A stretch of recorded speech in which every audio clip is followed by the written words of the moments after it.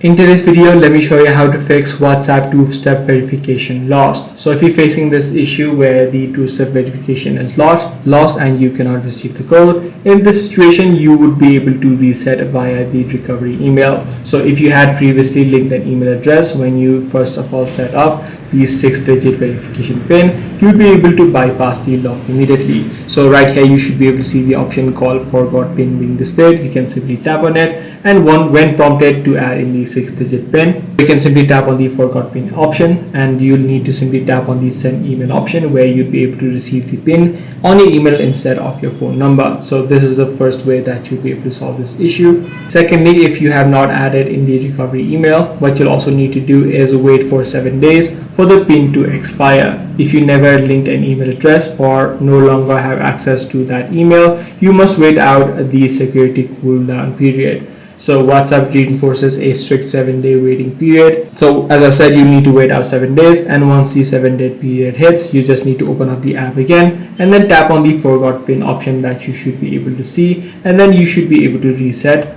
or deactivate your old PIN. So this is the exact process that you can follow in order to fix the WhatsApp two-step verification lost. If this video did help you out, be sure to subscribe. I'm going to see you in the next one.